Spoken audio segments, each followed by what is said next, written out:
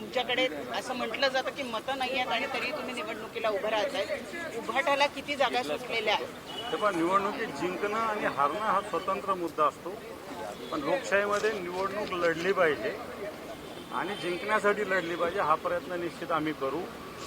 शिवसेना उद्धव बाळासाहेब ठाकरे पक्षाच्या वतीनं आत्ताच्या घडीला तरी 4 जागा अतिशय क्लिअर आहेत. 2 जागेचा विषय पेंडिंग आहे, नाशिक आणि नांदेड. त्याचंही आमचं आज उद्या आमच्या वरिष्ठांशी चर्चा होऊन निर्णय होईल. परंतु आत्ताच्या घडीला 8 काँग्रेस, 4 शिवसेना आणि 3 NCP शरद पवार साहेबांचा पक्ष असं ठरलेलं आहे. 2 जागांचा निर्णय आज किंवा उद्या होईल.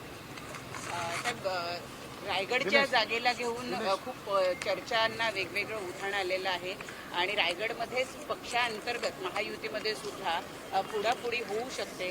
अशा वेळेला तुम्ही दिलेला उमेदवार अत्यंत महत्त्वाचा असणार आहे. कशा पद्धतीनं या ठिकाणची रणनीती असते? पण महायुतीमध्ये एकमेकांच्या विषयी पूर्णपणे अविश्वासाचं वातावरण आहे. नुकत्याच ज्या महानगरपालिका जिल्हा परिषदा निवडणुका झाल्या या ठिकाणी कुठेही महायुती एकत्रित लढली नाही, फक्त मुंबई महानगरपालिका वगळता. आणि त्यांच्यामुळे भले जागा एकत्रित लढणार असेल तरी मतभेद आणि मनभेद मोठ्या प्रमाणावर आहे.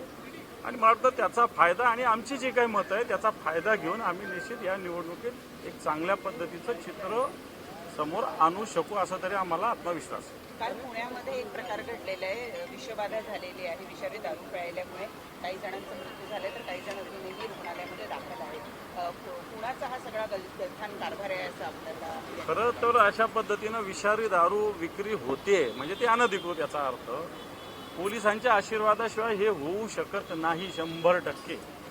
आणि म्हणून जर पोलिसांच्या आशीर्वादानं विषारू दारू विकल्या जात असेल आणि या लोकांचा जीव घेतला जात असेल तर संबंधित पोलीस स्टेशनचे जे कोणी अधिकारी आहे यांच्यावर 302चा गुन्हा दाखल झाला पाहिजे.